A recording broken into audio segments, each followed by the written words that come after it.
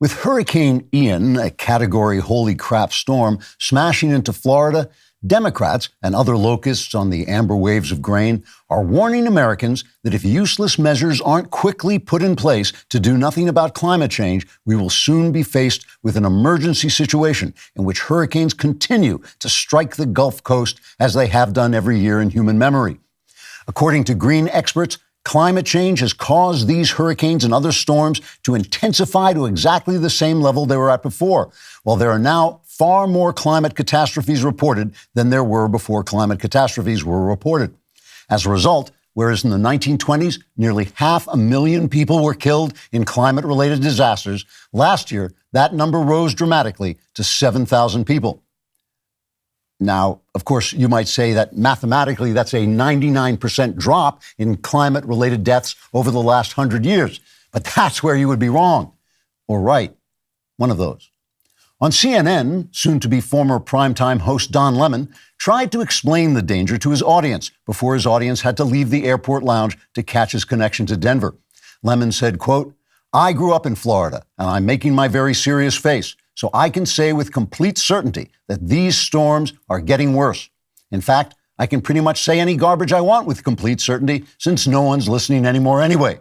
I'm not even sure these cameras are still on. Why would they be?" Unquote. Lemon then wept quietly until he was carried off the set to make room for his replacement, a life-size cardboard cutout of Brian Stelter, who was in turn replaced by one of those battery-operated monkeys that play the cymbals and will host CNN's latest show, Reliable Battery-Operated Toys. As the hurricane approached the coast, climate activist Al Gore delivered an impassioned speech to the hotel masseuse he was chasing around the room. Gore said, quote, "We must follow the science through a cartoon forest of the imagination into a gleaming city of make-believe. Because if we fail to act soon, my most dire predictions will come true and the world will be destroyed 10 years ago. Now, come to Papa, you little minx, and give me my special massage." Unquote. President and venal houseplant Joe Biden, speaking to a collection of mops in the broom closet he accidentally walked into, said, quote, "My Inflation Reduction Act will make hurricanes a thing of the past as well as the present and future. And while the Inflation Reduction Act will do nothing to reduce inflation, it will spend $369 billion on programs that will bring temperatures down by statistically zero sometime in the 22nd century. We must funnel those huge subsidies to my cronies running green energy scams, and we must do it quickly before I forget what I was talking about. Why, look at you. Aren't you a pretty little girl? Oh, wait, no, you're a mop. Sorry. But if you don't mind, I'd still like to sniff your hair." Unquote. Spurgy colonialist fatboy Bill Gates also responded to the hurricane in a speech to a large gathering of the Society of Men Who Haven't Been Prosecuted for What They Did with Jeffrey Epstein's Underage Women, or the SMHBPTDJEU, a 501c3 charitable organization that raises money for bribes and assassinations. Gates said, quote, "We must act on climate change at once because my private jet is parked outside with the engines running and I've got to get home in time to transfer $1 billion in stock to my foundation so I don't have to pay any taxes. So like, follow the science or something and I'll see you later." Unquote. The calls to follow the science multiplied after the hurricane winds grew so strong they blew Dorothy's house from Kansas to the fictional land of Oz, or possibly the World Economic Forum, where she was surrounded by drunken dwarves in ridiculous costumes, or possibly the World Economic Forum, who danced around her in circles, singing in high-pitched voices, quote, "Follow, follow, follow, follow the science. We hear it is a whiz of a whiz because of the wonderful things it does. But deep-a-da-deep-a-da-deep," unquote. And after all, if you can't trust imaginary drunken dwarves, sex criminals, and old men with dementia, then you can't trust climate change activists at all. Trigger warning, I'm Andrew Klavan, and this is The Andrew Klavan Show. I feel hunky-dunky, life is tickety-boo. Birds are winging, also singing hunky-dunky-doo. Ship-shaped ipsy-topsy, the world is zippity-zing. It's a wonderful day, hurrah, hooray! It makes me want to sing. Oh, hurrah, hooray!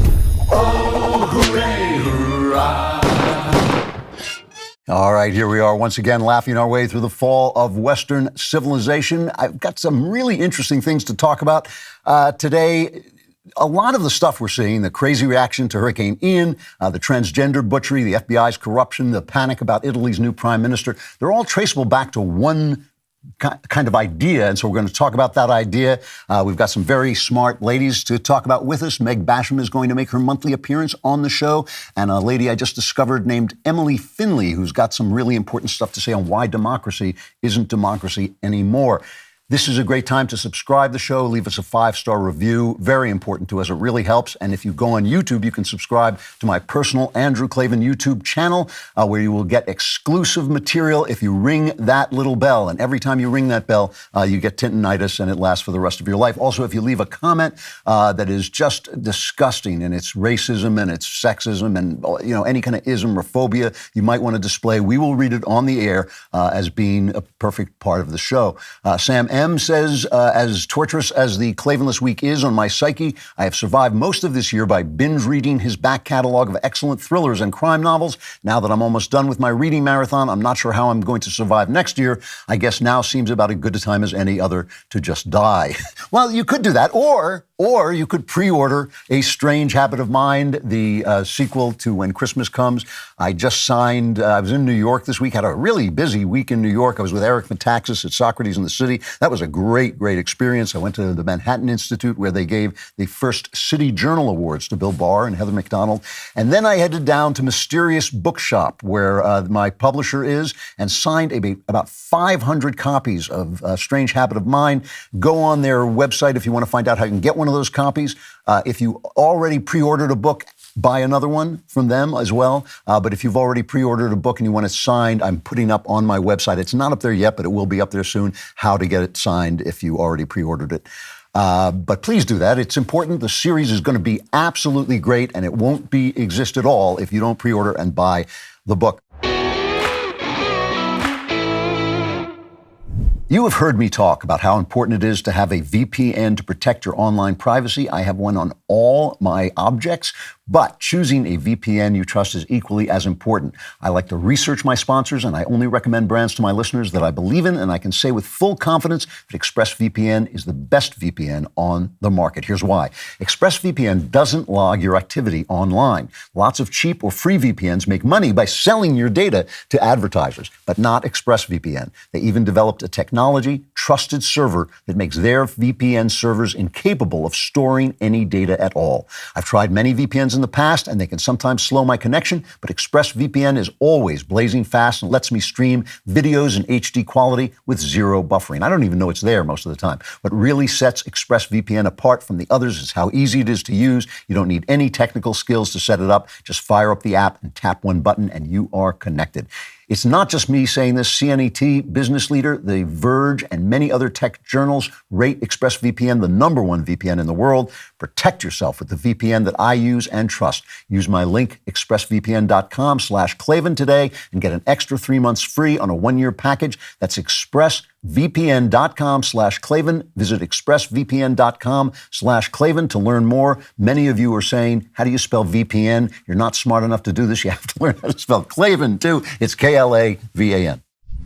So on this show, obviously, we talk a lot about the culture, and by which I don't mean just the arts, but the ways we behave, whether we go to church or not, whether we get married or not, whether we're faithful in our marriage. We talk about the Overton window, the things that you're allowed to say and you can't say.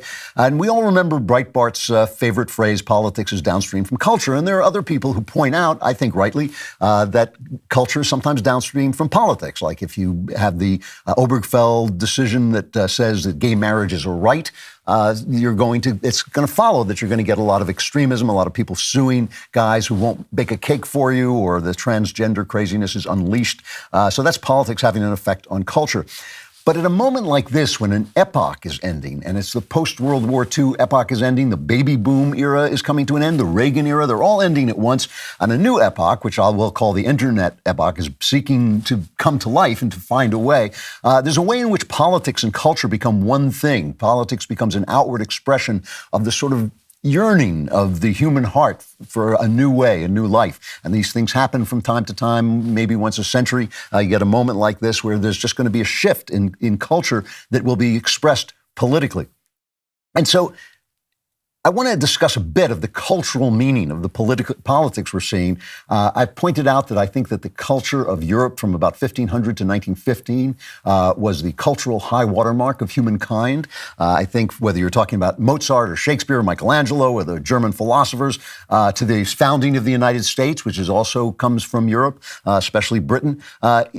Europe, in the midst of the usual human bloodshed and atrocity and all the wrong things, produced greater art and ideas than at any time since ancient Greece, and definitely greater than ancient Greece because of the flow of Christianity into those ideas.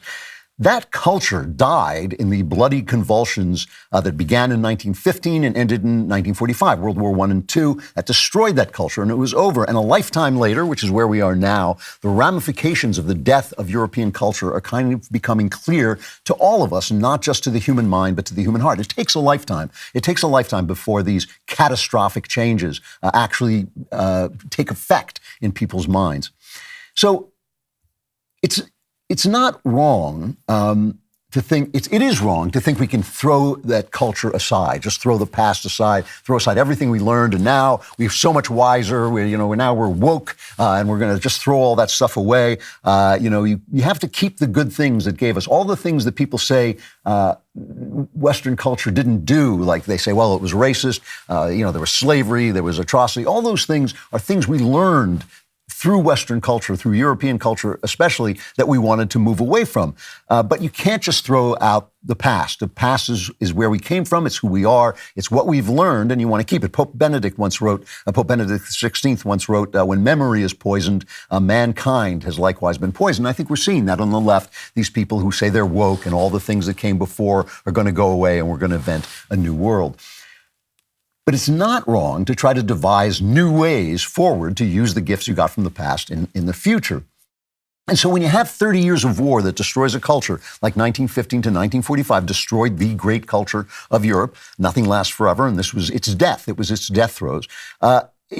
You want to think, well, can something better happen than, for instance, these were wars of nation states. Is there something better than the nation state? Is there a global government that can deliver blessings not just to the winners in culture, not just to the best cultures, but to all mankind? And it's not an idea without nobility. I can understand that yearning for a kind of one world, peaceful existence that's not going to have the bloodshed that would also accompany the great culture of Europe. What I think we're beginning to see now, and why things are getting so ugly and desperate, is that idea, that global idea, that idea of global governance is a false direction. It's another path to concentrated power. The limited government of the U.S., the fact that we've had a legally limited government, has created the illusion that government is benign. The governments are not benign. The limits on government are benign, and they make government seem benign.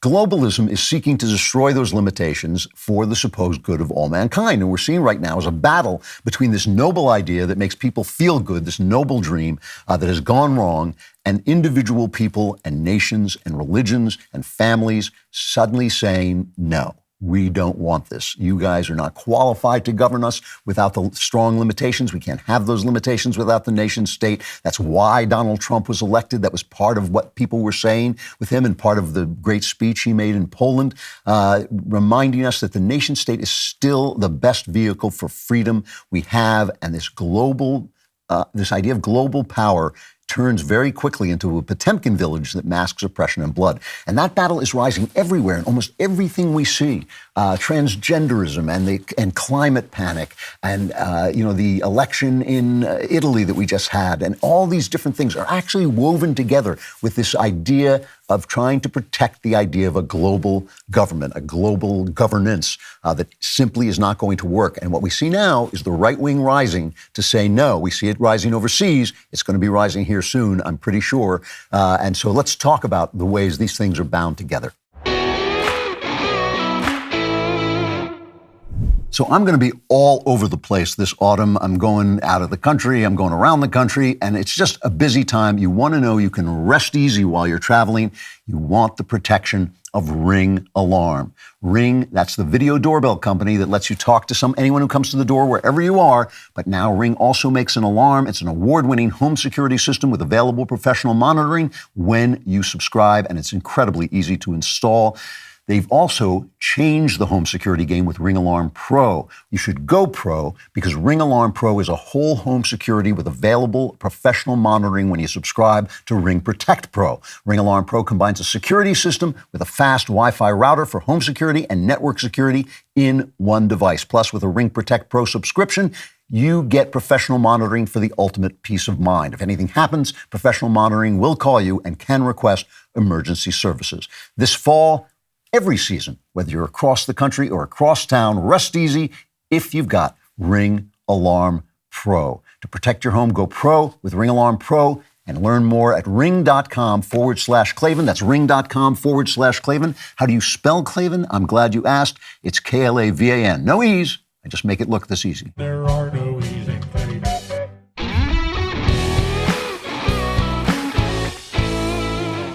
So by now, I'm sure you've heard that Italy is expected to have a new conservative prime minister, Giorgia Meloni, from the Brothers of Italy party. The way it works, she's won 26% of the vote for her party, and another right-wing coalition has 44% of the vote, so she's expected to be the prime minister. Now, Italy, like Europe in general, is having these economic problems, especially hugely high energy prices, and our press is immediately saying, well, that's because of Putin's invasion of Ukraine. And Putin's invasion of Ukraine was wrong. Putin's a bad guy. We shouldn't make excuses for him or for what he's doing. But the problem is this green energy push has put Europe in Putin's power. There's Putin in the driver's seat, as Trump warned it would do to the UN in 2018, and the Germans laughed at him. Here's just a clip of Trump in 2018. Reliance on a single foreign supplier can leave a nation vulnerable to extortion and intimidation. That is why we congratulate European states such as Poland for leading the construction of a Baltic pipeline so that nations are not dependent on Russia to meet their energy needs. Germany will become totally dependent on Russian energy if it does not immediately change course. The Germans snickered when he said that. We didn't include that in the clip, but they were snickering to one another. And notice that the countries that he praised, Poland, these are the conservative countries that are pushing back against the EU, that won't take immigrants, won't have immigrants sweeping in, pushing back. Hungary is pushing back against their, trying to bring this transgender ideology and really child molestation into their schools, and the EU is trying to punish them for that. So here is Giorgia Meloni, and she's speaking obviously Italian, and I'll just read the translation in case you're not watching. This is about what we're doing here today. Why is the family an enemy? Why is the family so frightening? There is a single answer to all these questions. Because it defines us, because it is our identity, because everything that defines us is now an enemy. For those who would like us to no longer have an identity and to simply be perfect consumer slaves. And so they attack national identity, they attack religious identity, they attack gender identity, they attack family identity. I can't define myself as Italian, Christian, woman, mother, no. I must be citizen X, gender X, parent 1, parent 2. I must be a number. Because when I am only a number, when I no longer have an identity or roots, then I will be the perfect slave at the mercy of financial speculators. The perfect consumer. It's a really powerful idea, that we're not just ourselves. We are defined by our cohort. We're defined by our families. We're defined by our culture. We're defined by our religion. And they're trying to sweep all of that away. And God, country, and family are her slogans, right? Now, here's the reaction of America's news networks. And by the way, this is Italy's first female prime minister. So if you were a leftist, what they would be talking about. This is their first female prime minister. If you listen really closely, these are all the networks reporting on this, you might notice a slight similarity in the way her election is being reported. Voters in Italy tomorrow appear poised to make a hard right turn. The woman expected to become prime minister leads a party with roots in neo-fascism. The hallmarks of Italian fascism, like this motto, God, fatherland, and family. A far-right political party whose roots go back to post-World War II neo-fascists. Far-right political party whose roots go back to post-World War II neo-fascists. Roots in Italy's post-war fascist movement. Roots in Italy's 20th century neo-fascist movement. It's not like, they just pass one script around. It's like those three weird women in the Greek myths who have one eye and they pass it around. That's our networks, our news networks. They have just one eye in which they see everything from a left-wing perspective and they pass it around. CNN has the former liberal prime minister of Italy, Matteo Renzi, on. And this is an amazing clip. This is actually an amazing clip because imagine this happening in America. You actually can't. So here's a liberal. He opposes her and they ask him if she's a fascist. And this is what he says. Personally, frankly speaking, I was against Giorgia Meloni. So I'm not the best friend and we grew up together in politics, but we are and will be rival always. At the same time, I think that is not a danger for Italian democracy. She's my rival, I'm rival. We will continue to fight each other, but the ideas are now there is a risk of fascism in Italy is absolutely a fake news. Fake news, yeah. So here's a guy who says, I oppose her, I'm against everything she's for. She's a conservative, I'm a liberal, she's not a fascist. The Wall Street Journal, in their editorial page, says Miss Meloni is a career politician. She's been vocal in defending Parliament's prerogatives against encroachments by the executive branch, which is the opposite of fascism, obviously. She owes her victory, at least in part, to opposing the government's management of the COVID-19 pandemic, which included draconian lockdowns, the most authoritarian policy Italians experienced in generations since World War II. So she is not a fascist. She is a member of the NAF party, not a fascist, elected by people who were reacting to the oppression of experts, right, which went all throughout Europe and the United States and many states in the United States. Now, obviously, you may recognize the way she's being treated as the same way we are being treated here, right? I mean, those of us who believe in freedom, who believe in individual freedom, who believe in religious freedom, who believe that people should be able to train their own children in matters of sexuality and morality, that teachers who haven't really taught our children how to read very well should not be going in there and showing them, talking about their sexuality, should not be having gender, cross-dressing and transgender shows in front of these little kids. All of us are being called, well, here's a Grabian montage of the way we are being talked about in the press. And this is not just the left-wing press, this is the press in general. Cut 3. This means war.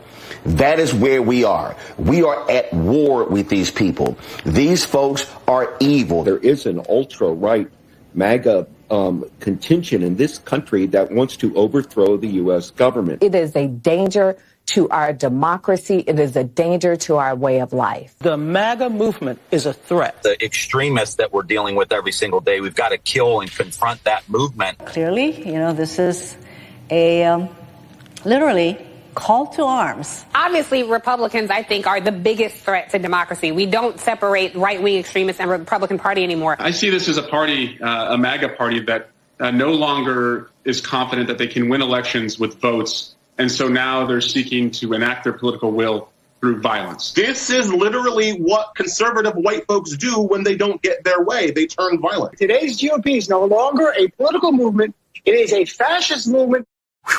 So we're going to talk to Megan Basham about some of the FBI's actions and who is the fascist here. And we're going to speak to Emily Finley about why democracy is threatened by people voting, why these people keep saying why that democracy is threatened by people voting. She has a really, really interesting take on this. But this is not just rhetoric. This is not just rhetoric. In North Dakota, a man named Shannon Brandt, 41 years old, got into an argument with an 18-year-old boy, Kaylor Ellingson, at some kind of street fair. And Brandt decided that Ellingson was part of what he called an extremist Republican group, got in his car and ran the boy down with his car and killed him under the influence of alcohol, apparently. Now, I want you to remember when we're talking about this, he ran this boy down and killed him. This is an 18-year-old boy. I want you to remember Charlottesville in 2017, a right-winger ran his car into a left-wing protest and killed one person and injured many people, went to prison for life, as he well deserved.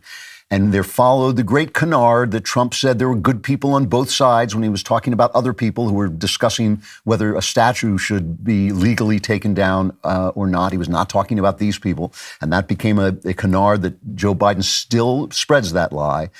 This guy Brandt, who ran this boy down, was released on $50,000 in bail, right? And so, of course, the media was outraged. No, the media was not outraged. According to Newsbusters, MRC Newsbusters, since September 18th, the morning and evening shows on the networks as well as MSNBC have been silent on this act of political violence. CNN covered it briefly on Friday's New Day for 1 minute and 45 seconds. And according to a search of CNN.com, the online version of the liberal cable network allowed just one story. This is real violence being caused by real rhetoric, or at least let's just say it's not being helped by real rhetoric, and silenced, erased. This boy wasn't just killed, he was erased by the press, right? This is how the left regards the ideas of God, country, and family. Because let's face it, that's what we're talking about: freedom. We're talking about we want to be free. We want to worship our God. We want to follow our morals. We want to teach our children what we believe, not what some, the clerisy believe. We want to have a country that's not governed by the UN, that's not governed by international, panels and people who don't get elected like the EU or just installed. We want our family to be our family. We want our identities as the new prime minister or presumed prime minister of Italy is saying. Now, words like God, country, and family, they can be used to disguise evil things. Any words like hope and change can be used to describe evil things. But there's just no denying that the people who are against God and against the nation and against family are the people who locked us down for 2 years to keep us from catching cold and told us we were all going to die. These are the people who want to butcher our children, who think it's absolutely fine if a 16-year-old says she thinks she's a boy to cut her breasts off, her healthy breasts. I mean, these are the people who perform drag shows for these little children and pipe illegals into the country. Incredibly lawless. That's a totally lawless thing to do. These are the people who want us to panic about the climate. Because they got us into this energy situation in the first place, which is getting these people elected. So what's so terrible? If we're really talking about the freedom to worship God, which is in our Constitution, if we're really talking about our love of family, which is a standard of human life and certainly free life, if we're really talking about love of country, where all these systems, these freedoms are preserved, why are we so afraid of this? So I know this guy named John Fonte. He is with the Hudson Institute. And he's a brilliant guy, and he knows more about political movements and their history than anyone I have ever met in my entire life. I mean, it is just remarkable. You can name any person that you know. I was listening to this guy or read a book by this guy, and he knows exactly the strains of where he is in the history of political movements. So I asked him, is this woman in Italy, is she a fascist? And he said, no, what she did was she took over a party, which does have its roots in fascism, because it's easier to take a party over and maintain the party than it is to start a new party. And then they banished all the bad guys, and now they are just a conservative party. Now, the other thing about John Fonte, he's with the Hudson Institute, I think I mentioned that, is that he's kind of a visionary. And you may not have heard of him. And the reason, in fact, a colleague of his at the Hudson Institute just said, a lot of people have heard of Francis Fukuyama, who wrote the book, The End of History.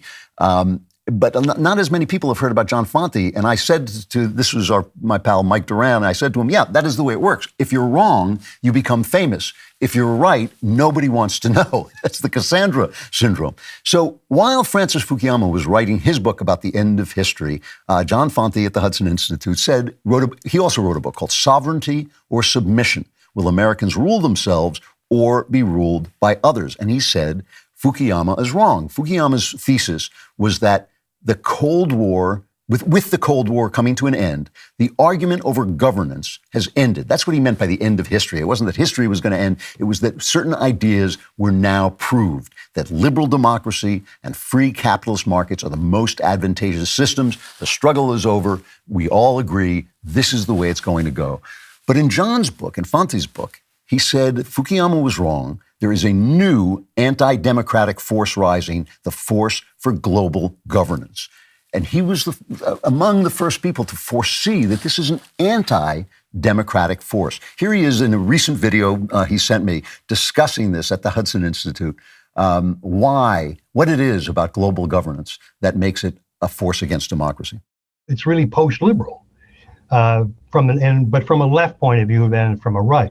And it's post-democratic in the sense that decision-making is transferred from the parliaments or congresses of democratic nation states to transnational or global institutions, to the European Union, the European Commission, or the International Criminal Court, or the World Trade Organization. So in a sense, it's post-democratic. It's post-national. That is, the nation state is now supposed to take a sort of a subordinate role to these global institutions, and that means post-American, it means post-Zionist, and so on. And it's even post-Western, because Western leaders no longer talk about the West, but sort of a global civilization, and they've sort of moved beyond it. By post, I mean, of course, moving beyond. So these ideas that we have, these ideas of freedom, these ideas that the individual matters, that God should be worshipped in the way that you see fit, that your children and your family is sacred, these don't just drop out of the air. They may be part of nature, but they are enshrined in places by people. They're enshrined by cultures. And in our culture, that culture is protected by law, by written law in the Constitution. And it's that they have to pry loose. When they hear God, country, family, nation, they are hearing fascism because they're hearing that their governance, that global governance, that idea of global peace where we're all going to come together, kumbaya, is going to be destroyed. I mean, it's an idea that gives them a sense of virtue. It gives them a sense of idealism. It gives them a sense of hope. It's the grand project that they're working on, and they don't understand why people are saying no. And that's why a lot of times you hear people say, well, if we lose this election, democracy is finished. And you go, wait, how can democracy be finished by an election? That doesn't make any sense. And we're going to talk about that and some more stuff that's related to this coming up. So if you're sitting home alone and you don't have a date and you're wondering why, look outside in the driveway. Is your car sitting there? Has it been sitting there for weeks because it doesn't run and you don't know what to do? Well, here, I'll solve all your problems at once. Just say rockauto.com. Not only will you be able to get the best parts for your car right online at excellent prices, but when women hear those words spoken like rockauto.com, oh my Lord, it's amazing the dates you will have. Go to rockauto.com to shop for auto and body parts from hundreds of manufacturers. And whether it's for your classic or daily driver, you can get everything you need with just a few easy clicks. They've got a great catalog. It's really easy to see all the parts available for your vehicle and choose the brand, specifications, and prices you prefer. And the prices at rockauto.com are always reliably low, so the girls will know you are smart enough to get great parts at low prices. Go to rockauto.com right now and see all the parts available for your car or truck. rockauto.com, and be sure to write Klavan in their How Did You Hear About Us box so they know I sent you, and make sure to write it with that same tone of voice. It's Klavan. So one of the things you keep hearing from what John Fonte called these post-democratic globalists is you keep hearing that the people who oppose them are a threat to democracy, and that weird paradox where they say if so-and-so wins the next election, democracy will be finished, as if the very fact that anyone is voting against them is a threat to democracy. And I've always found that funny, but also kind of threatening and confusing. The other day, I read a piece in the Wall Street Journal by Emily B. Finley. The piece was called Democracy by and for the Elites. And as some of you know, I've had incredibly good fortune in bringing people on who I thought were extremely talented before other people knew them, including Jordan Peterson, Candace Owens, for my sins, Michael Knowles. But even Ben, I kind of recognized before he was a big deal. I knew he had the talent. And when I read this article, I had that same little bell go off. Emily Finley is the author of a new book called The Ideology of Democratism. She holds a PhD in political theory from the Catholic University of America and has held postdoctoral appointments at Stanford and Princeton University. Emily, thank you very much for coming on. Thanks for having me, Andrew. So your piece starts with this. It says, the phrase "a threat to American democracy" is so commonplace these days that it hardly carries any meaning except that it encapsulates the reigning ideology of our time, an ideology so pervasive that it almost goes unnoticed. It is like the air we breathe. What is the reigning philosophy? I call it democratism. And it's just as you say, it's this ideology about that has a pretense to democracy and to popular sovereignty. But in fact, it's a ruling ideology that is being purveyed by the elites. And it's by the elites and for the elites. And so what I argue in that op-ed and what I explore more fully in my book is the idea that what we mean by democracy now, or the way that it is used by the elites now, does not necessarily indicate anything about popular rule. And in fact, they can take some very anti-democratic measures, censorship, lockdowns, attempting to disenfranchise certain groups. They can do all of this in the name of democracy because they have redefined democracy to mean something that's the opposite of democracy. How do you make that mental transition except out of pure cynicism and power hunger? I mean, is there a philosophy behind it? Well, there's a long tradition in the West, I argue, and it starts really in full with Jean-Jacques Rousseau, who was an architect of the French Revolution, arguably. His writings were so influential that Robespierre was quoting Rousseau. And he puts forth this completely new understanding of democracy that goes against the classical idea of rule by the people. For Rousseau, democracy means something entirely different. He articulates this idea that there is a general will, which is an ideal of democracy that may or may not be expressed by the people. And in fact, the general will can and often does go against what the people want. And so Rousseau says there is a supreme legislator who must help enact this ideal general will, this ideal of democracy. And so today we have many elites who like to play the role of the great legislator. And again, there's a long tradition of this. I argue that Thomas Jefferson was one of these who claimed that he was a champion of the everyman. But then when it came down to it, he really believed that his countrymen needed to change in some fundamental ways. They needed to be enlightened. They needed to hold more progressive views. He believed that the central government ought to help to shape the people in what he believed was a way toward this new progressive ideal. Woodrow Wilson is another, FDR. There are many, many thinkers who contribute to this ideology. It's so pervasive. In my book, I mention a Catholic thinker. This is so far and wide that even the Catholic Church that was traditionally resistant to these ideas of Rousseau, even it has come under the influence of democratism and of this idea. George W. Bush is one, and I argue that Barack Obama and the current president is a democratist. So just so I'm sure I understand this, what we on the right might call the narrative, when we complain that the clerisy and the movie industry and the academy and the news media have this narrative that even they think is what people believe, and which they manage to convince the politicians who are surrounded by them is in fact what the people believe. It's kind of purposeful. I mean, they don't mean to be lying. They mean to be telling us what we would think if we were the people we should be. Is that a fair description? Exactly. And so you heard so many times after the 2016 election that the people who voted for Trump were voting against their own best interest. If only they knew better, if only they were acting rationally, they would never have elected Trump, is what we were told.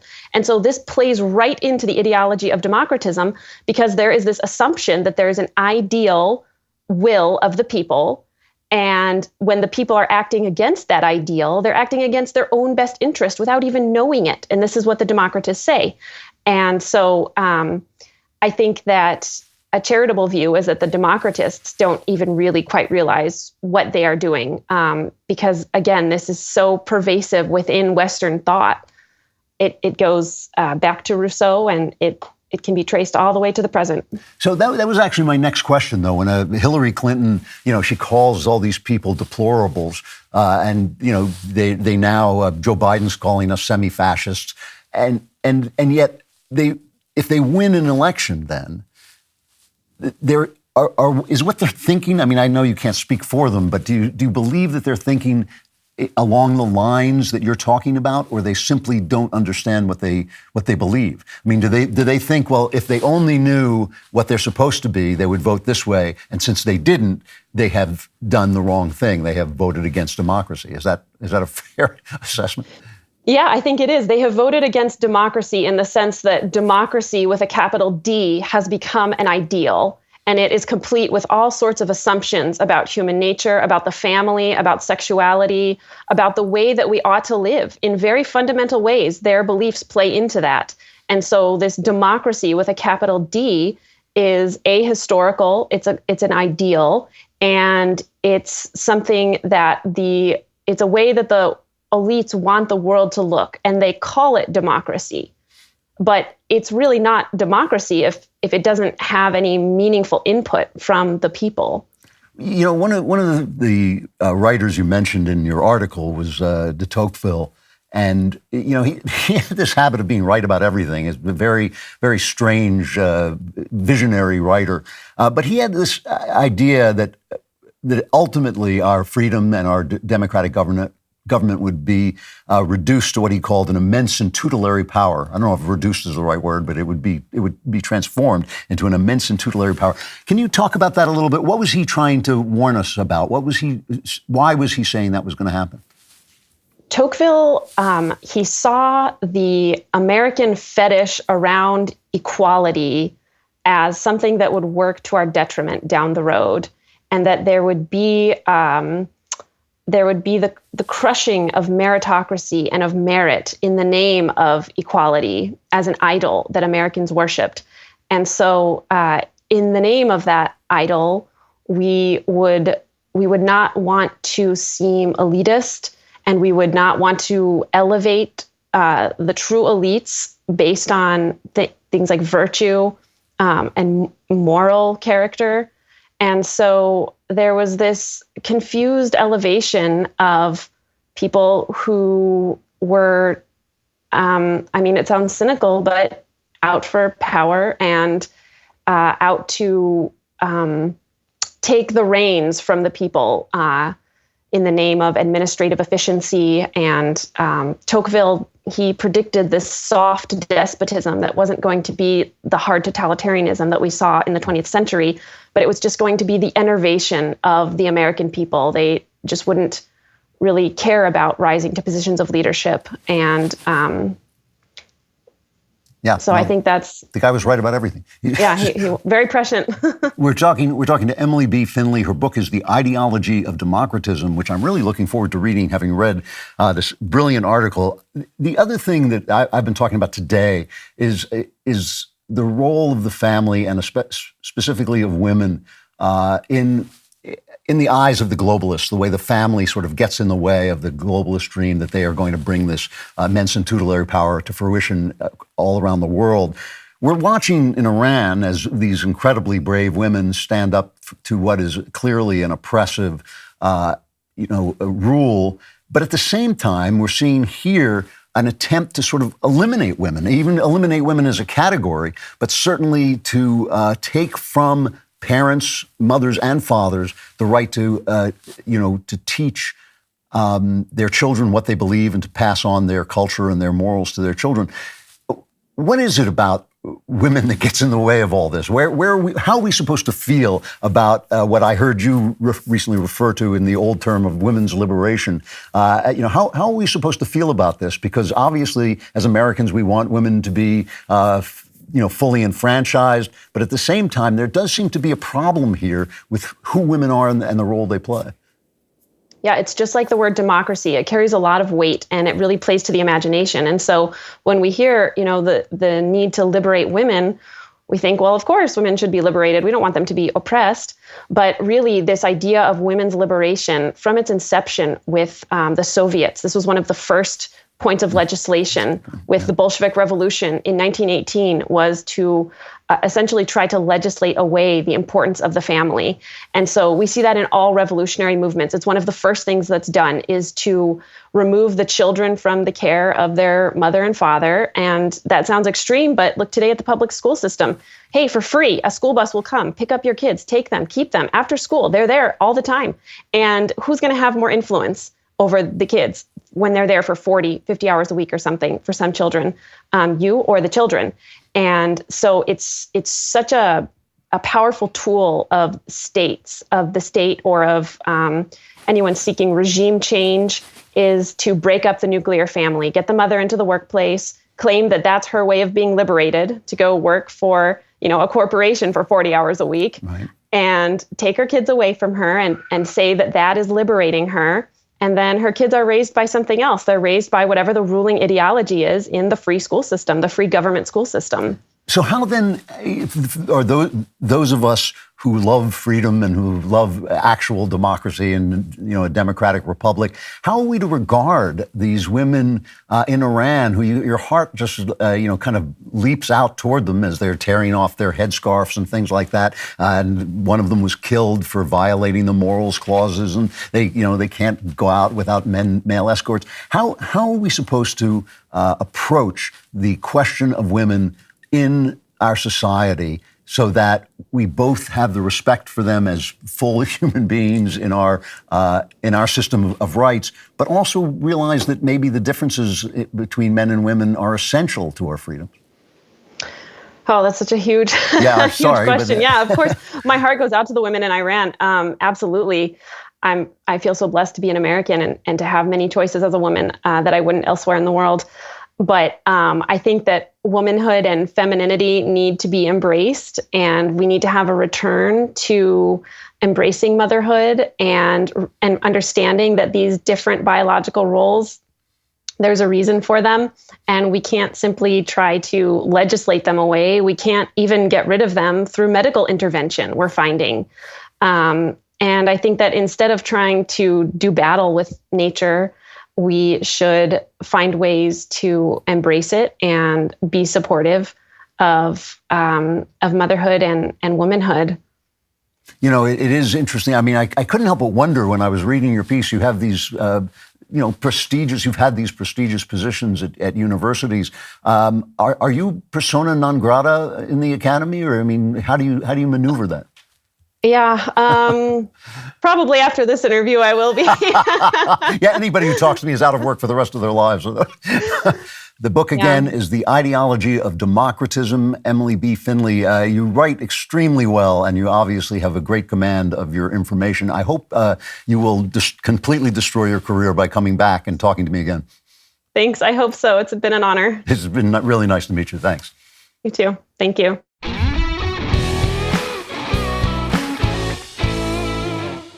Another thing that's linked into this dream of global governance is climate panic. Hurricane Ian has hit Florida. It's moving towards South Carolina as I'm speaking. And I'm not belittling the storm. The storm did a lot of damage. There were some deaths.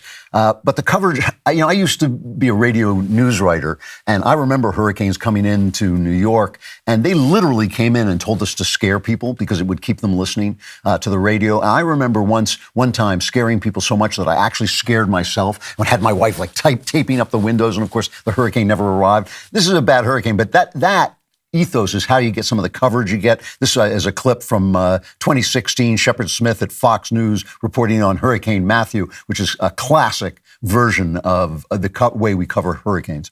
See this? Melbourne, Daytona Beach, all the way up to Jacksonville. This moves 20 miles to the west, and you and everyone you know are dead. All of you. Because you can't survive it. It's not possible unless you're very, very lucky. And your kids die too. Thanks, Shep. But look, it really is a storm. And, usually traditionally these storms are moments when kind of politics is set aside. The state realizes he needs FEMA federal aid. The feds realize that they've got to take care of the people in the states because they're part of the country. And usually there's some cooperation. There has been some cooperation, but not from the press. Not from the press. This has got to be an opportunity to demonize DeSantis. DeSantis with his pro-family laws, with his protecting the parents' rights to raise their own children, with his hitting back against the major corporations like Disney, with his standing up for the rule of law at the border. They've got to try to demonize him about this. And this was a great exchange that proves what a terrific politician this guy is as a journalist tries to make him look bad. Cut 11.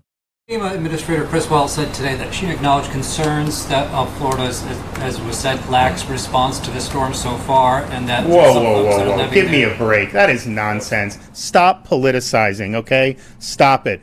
We declared a state of emergency when this thing wasn't even formed. We've had people in here, you've had counties doing, they've done a lot of hard work. And honestly, you're trying to attack me, I get, but you're attacking these other people who've worked very hard. And so that's just totally false. I don't think we've ever, certainly since I've been governor, declared a state of emergency this early.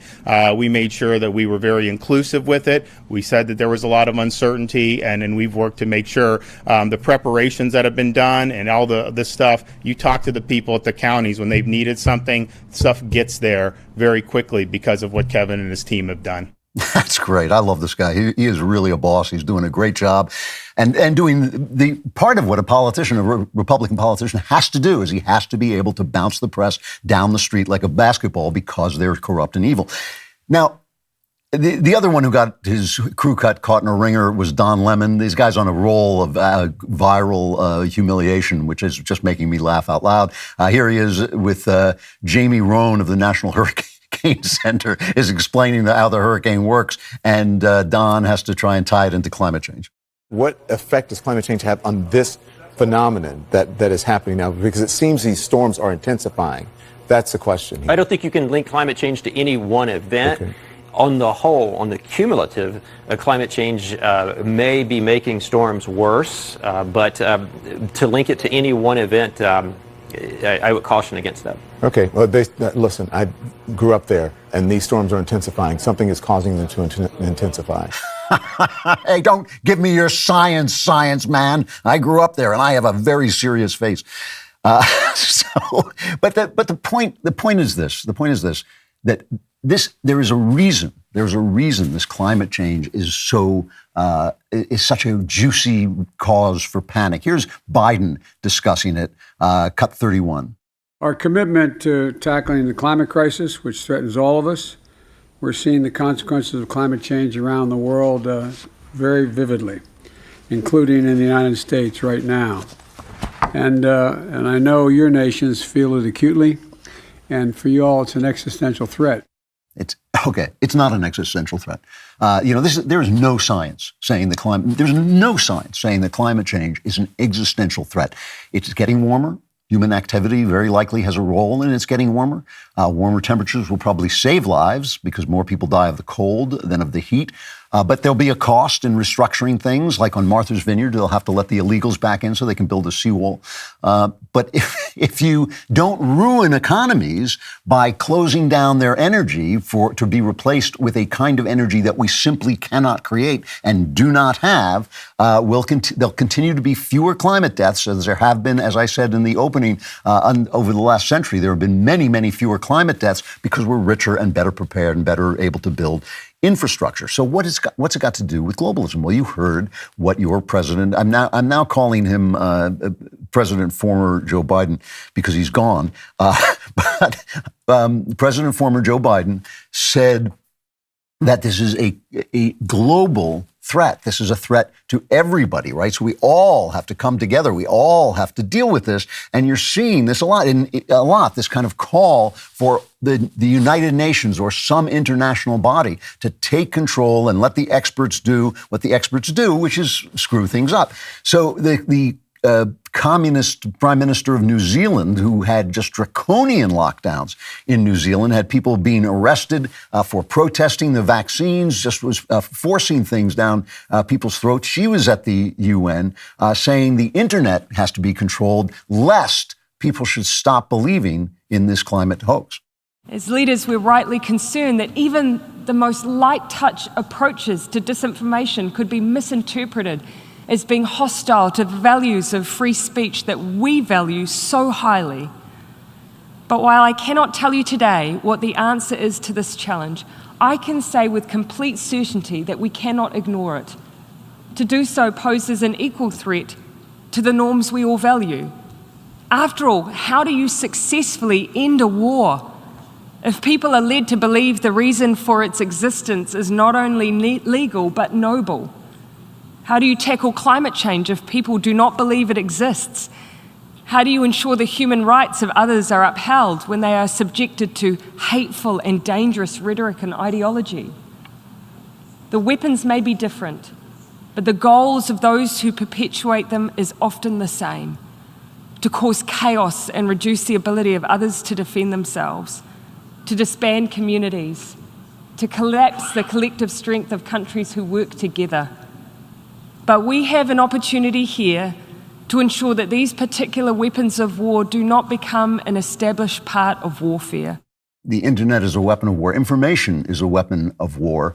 Their information is information. Your information is disinformation. But most importantly, those questions: how do we combat climate change if people don't believe it exists? Well, convince people. That's how you do it. That's how free nations work, right? You convince people, you counter lies with truth. They can't do that because they haven't got the truth on their side. And what they want is that global governments, because then, believe me, once you give all your power over to them, all your freedom over to them, believe me, things are going to go great. And meanwhile, Joe Biden had this moment that you have to mention it. He was at a conference on ending hunger, and he was looking around for this hunger bill's sponsor, Congresswoman Jackie Walorski, cut 6.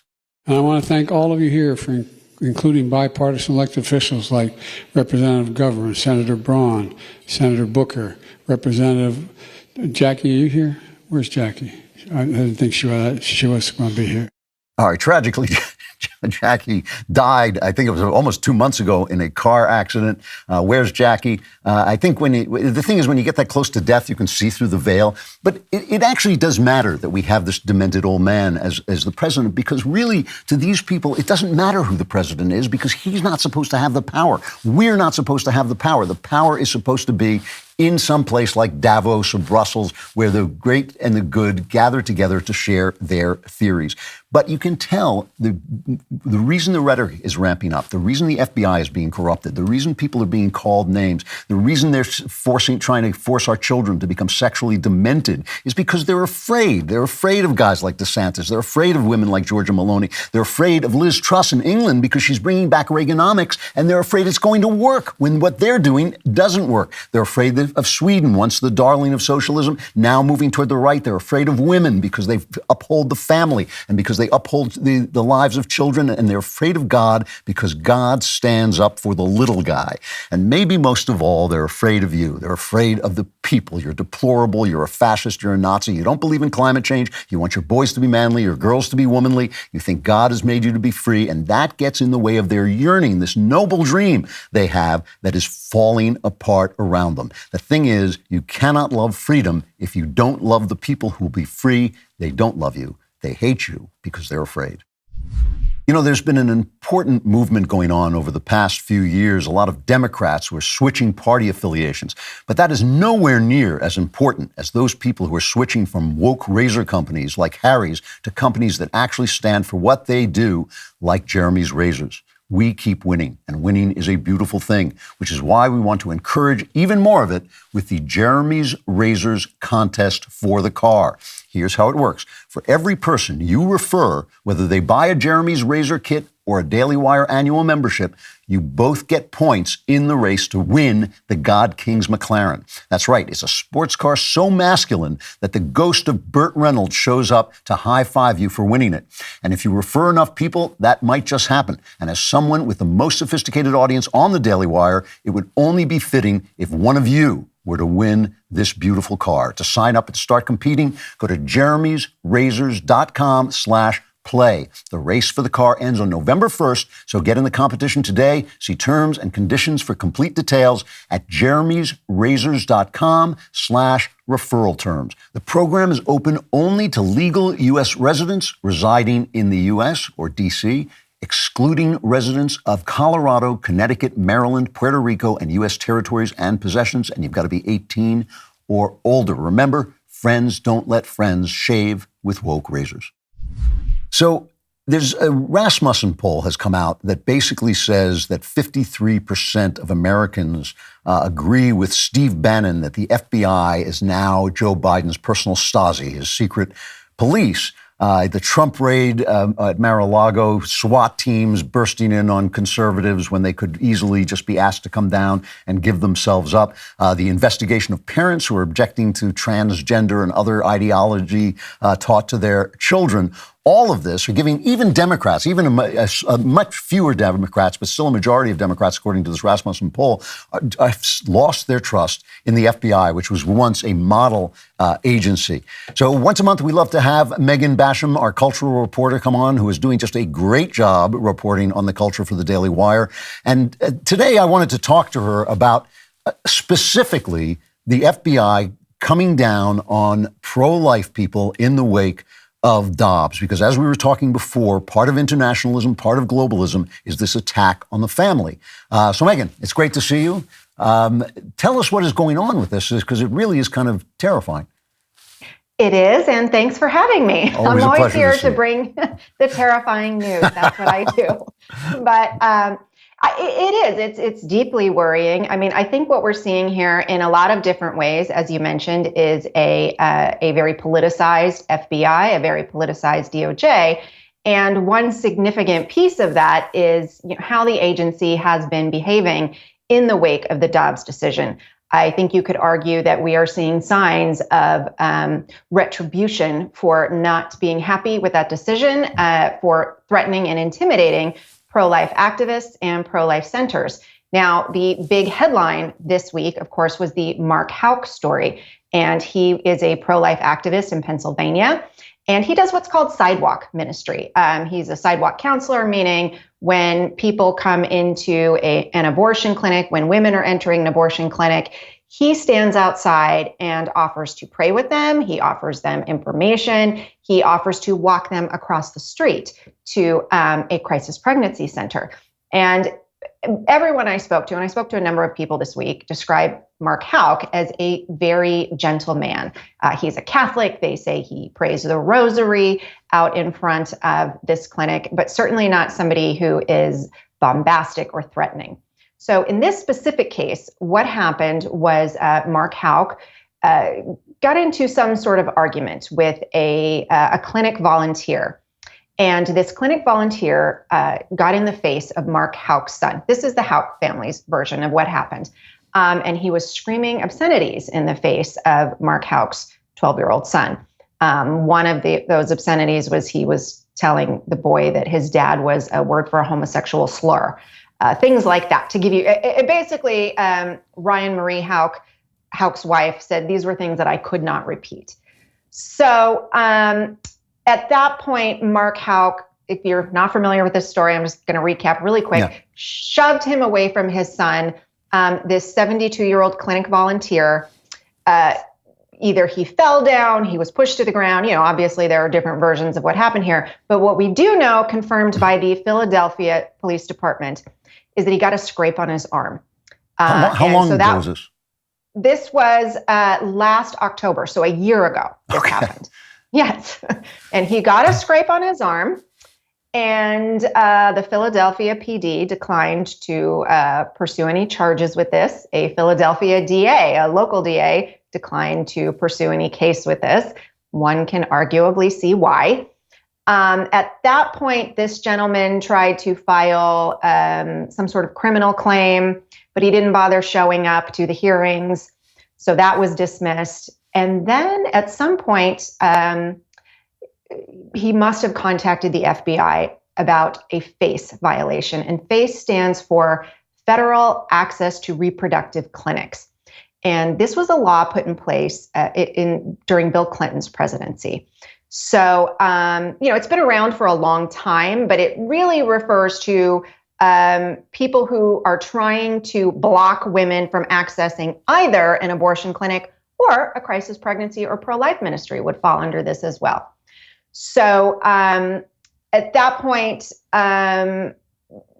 what happens is that Mark Houck is contacted by the FBI. They say they are looking to, they notify him that he's the target of an investigation.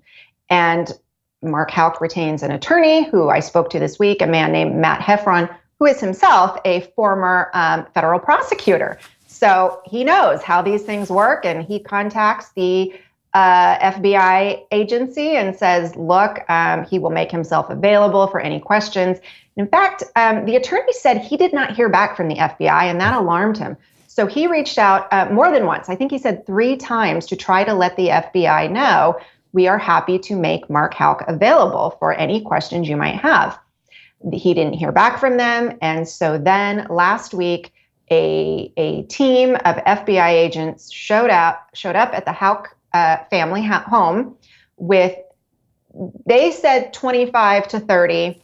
The FBI told Fox News, no, it was only 15. So, okay, only 15 armed FBI agents, and they did admit, yes, weapons were drawn, and they arrested Mark Houck and carted him off at 7 a.m. in the morning. That's amazing. That's amazing. Yeah, that's kind of the encapsulation of what happened. Yep.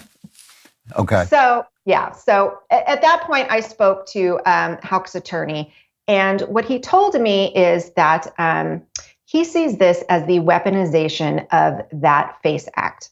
This appears to be a rather flagrant political statement that they want to punish people like Mark Houck, who quite honestly is just a delightfully peaceful guy. He prays the rosary on the sidewalk. He talks to women and asks them if they'd like to go to the crisis pregnancy center across the street. And so the only thing that we can think of is that they want to send a message to the peaceful pro-lifers or anyone who disagrees with abortion. So is this a general thing when he says this, when the attorney says this? Is he referring to other cases or specifically to this? I mean, this is pretty dramatic. So. Right. And I think that's the most important point here, is that this is not isolated. So he mentioned to me that there are 3 other cases now that he's been contacted on, and that they are seeing a ramp up of this across the country with pro-life activists. I spoke to the executive director of a pro-life ministry in St. Paul also this week, who said that he has been doing this work since 1986. And for the first time ever, one of his sidewalk counselors was approached by 2 FBI agents, again, with questions about a FACE violation. So what he told me, again, they've never experienced this before, but they have noticed that these clinic volunteers have gotten very aggressive. He said they've always kind of done this sort of thing, but they've gotten very aggressive about getting in the face of people on the sidewalk and trying to provoke a reaction. And in our conversation, I kind of likened it to in a basketball game, trying to draw the foul. And then, maybe you kind of flop on the ground, or you try to make a big show so that you can claim there's some sort of violation here. And so he felt like he had to send a note out to his people and say, look, whatever happens, don't engage with these guys. Don't respond to any provocation. Back off. Don't get involved with them. So that's a really important piece of this story. And another important piece of this story is that we have also obviously seen a lot of news about attacks on pro-life agencies, on crisis pregnancy centers. And these involve really dramatic acts, things like arson, firebombing, significant vandalism and threats. Those have been going on since May. There's a particular group known as Jane's Revenge who's really been involved with a lot of this. And it's important to note that the DOJ has made 0 arrests in those cases, even though they also fall under that FACE Act. So guys like Mark Houck, guys like this pro-life ministry in St. Paul, where they're just on the sidewalk offering to counsel people, they're being investigated. But the groups that are firebombing and committing arson against pro-life centers, so far, no arrests, no charges. You know, Miranda Devine, who has been doing a really good job covering some of this for the New York Post, has a story this week about former FBI agents talking about how they would never go in to an arrest with a SWAT team unless they fully expected a hail of bullets to come out. Did you get to talk to Mark Houck at all about what actually happened when these guys came into his house? I didn't get a chance to talk to Mark Houck, but again, I did talk to his attorney, and this guy was really interesting because he was a former federal prosecutor. Yeah. He has been on the other side, and he told me this is not normal. This is not standard procedure. Particularly as a former federal prosecutor who was proud of being with the Department of Justice, I find the thuggish behavior that we see now to be embarrassing. There's no reason why the Department of Justice should have brought to such a low level that they are now a political, almost secret service of the Biden regime. Wow. All right. So this is, he's a lawyer. He's going to bring the rhetoric, but still, it does seem like this across the board. I mean, I can't remember. The last time I remember this kind of behavior from the FBI, seriously, is back in the day when they were going after the Black Panthers, who were, in fact, a violent organization. But still, their behavior in dealing with the Black Panthers was seriously and rightly questioned by the press. The press, in the form of Megan Basham, seems to be questioning this, but I'm not seeing any kind of widespread horror at people being treated like this. I mean, this guy is obviously not a gunman. He's obviously not going to open fire. What the hell are they doing, storming his house? And what's the recourse? Does anybody have any recourse? Well, I think that's the biggest issue, is that this feels like a two-tiered system of justice. Even if you feel that, okay, maybe some of these pro-life centers, we should take a look at what they're doing on the sidewalk and make sure they're not overstepping their bounds. Okay, that's fine. I disagree with that personally. But if you say that, how can you argue we're not investigating the arson and firebombing? Or if they are investigating, we're not hearing about it. We're showing no results from that. We're seeing no arrests from that.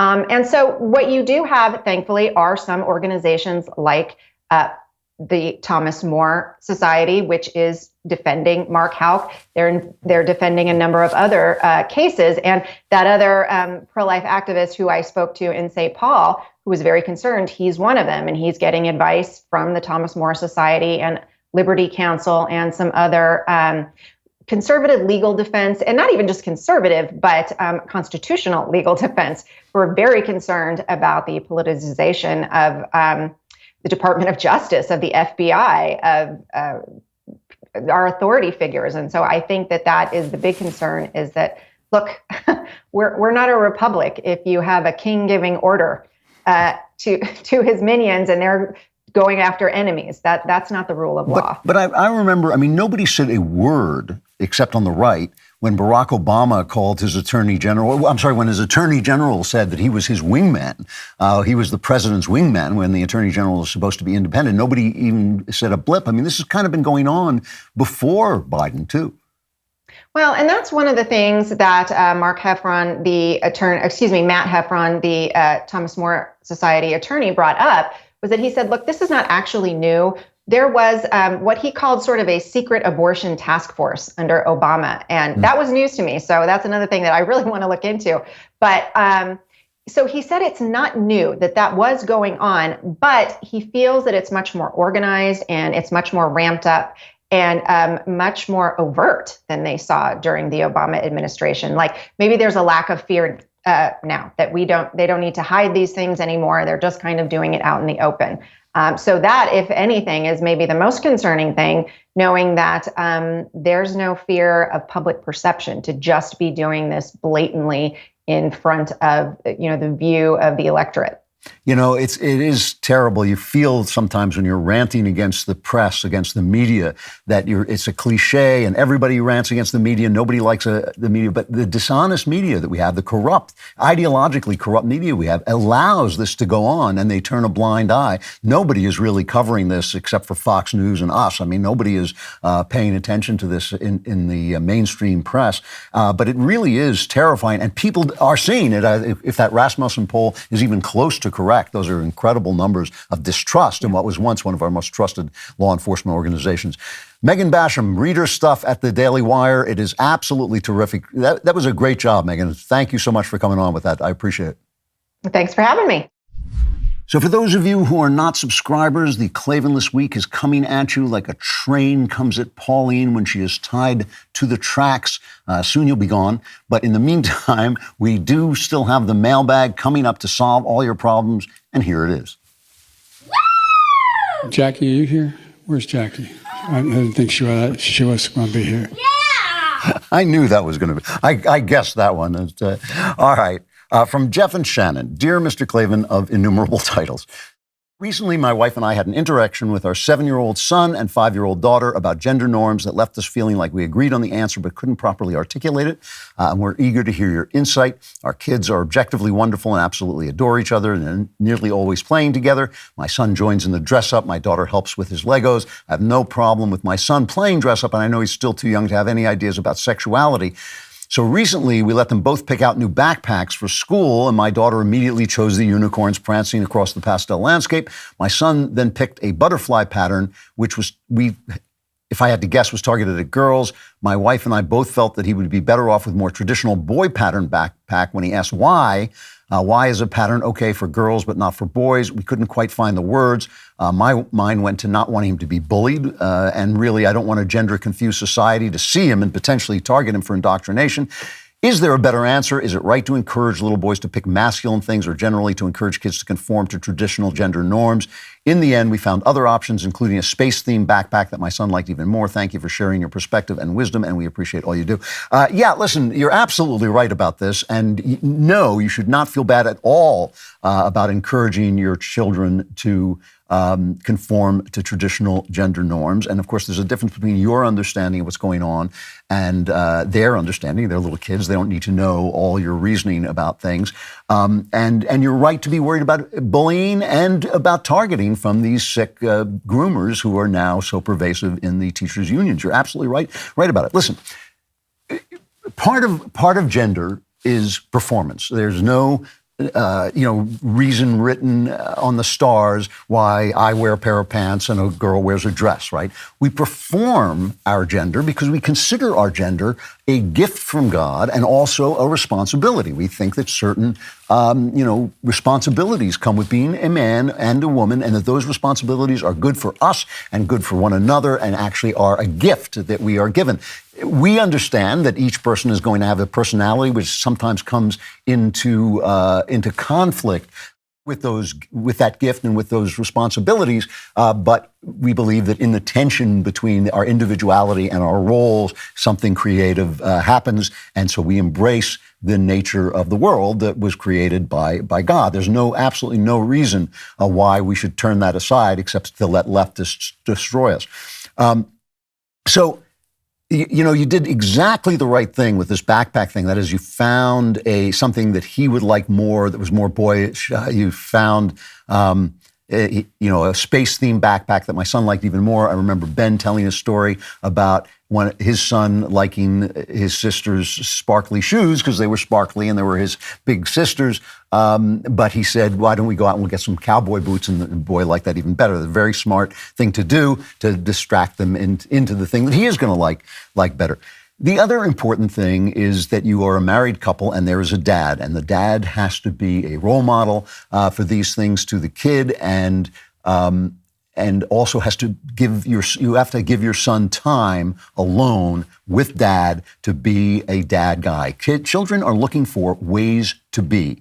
And when you have your sister and you're with her all the time, that's a wonderful thing. It's a wonderful thing that they have a good relationship, but you don't want that to be his only example of a way to be. You want the father to be very present and show things. And there's nothing wrong with when a boy says, why do I do it this way? You say, because that's the way we guys do it.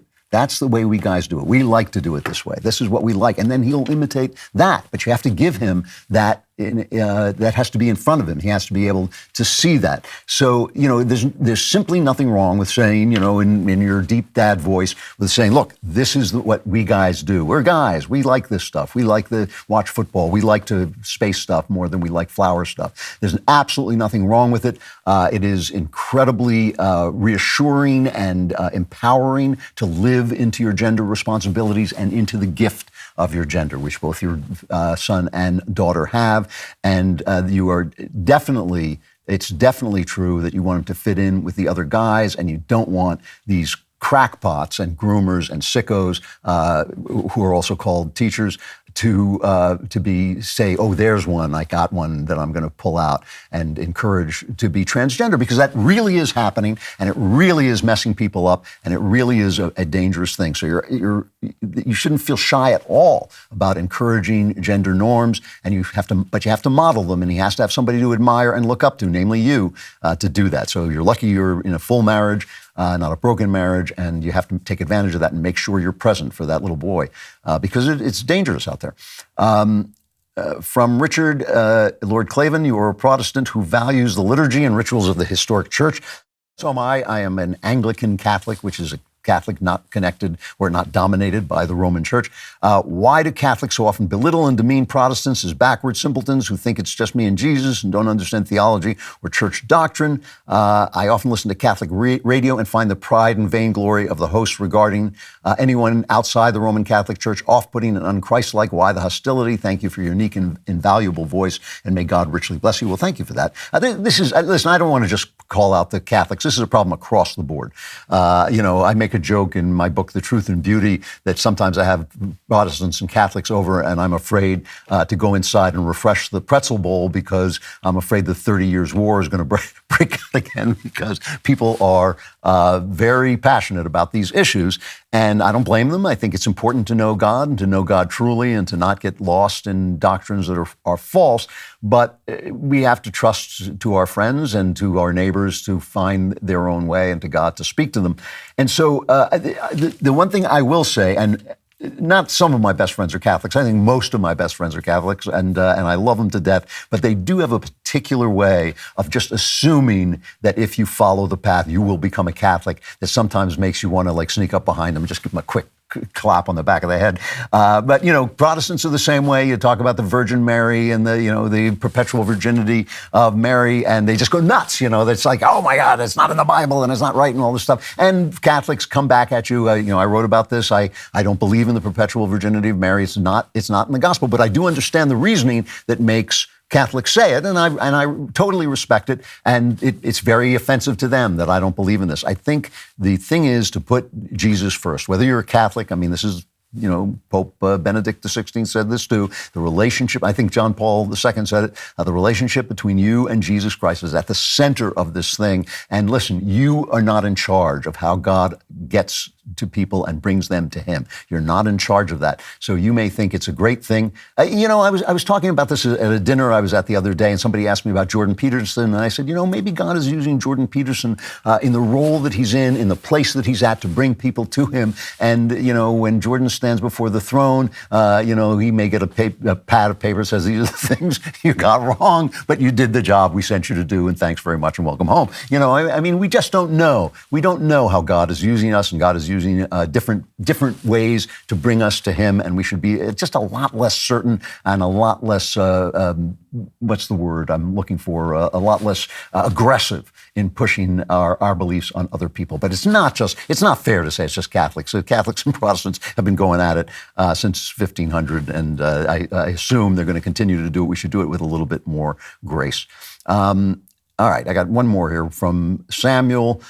Frustrated and enraged by the lies, the lust for power of our leftist elites, their shrill virtue signaling as they proceed with a gross disregard for the consequences of their actions and the lives of their fellow human beings is especially grating. The dragon in me wants to see their arrogance and smugness replaced with fear and suffering. How do I and anyone else who feels the way I do fight and defeat their evil without succumbing to hatred and desire for vengeance myself? Thank you. It's a really good point. I always say anger is the devil's cocaine, which doesn't mean that there's no such thing as righteous anger. It means that anger is not righteousness, and it is very addictive because it makes you feel virtuous, and it makes you feel powerful, and it makes you feel like you are, in the war for the good, and everybody else is evil. If this is the effect that politics has on you, get out of politics. Stop paying attention. Stop reading the newspaper. Take up gardening. Do something else, because this is not the way you are to live. This is the world. This is what the world is like. The people in charge are almost always the worst people in any country. In America, briefly, that was untrue, and sometimes hopefully it will be untrue again because of the limits in government, so that people who love power go off and do other things. But mostly governments and countries are run by terrible people, and mostly political people are not interested in the truth. They're interested in winning. And this is the way it is. This is what politics is. And if you can't deal with that without being angry and without understanding that this is the world you're in, don't do it, because you should not live your life in rage and looking for vengeance. You got to live with a sense of humor. Though life is very sad, and if this day is a good day, you got to live with joy in that day. Fight your fight, but fight it as a fight of ideas, not as a fight between people. Fight it, bad ideas with good ideas. Don't think that you're fighting good people against bad people, because none of us is righteous. No, not one. And you do not want to live your life in anger. We stop there for those of you who are not subscribers, you poor, poor fools. The Klavan this week is upon you. But if you do subscribe, Members Block is coming up next.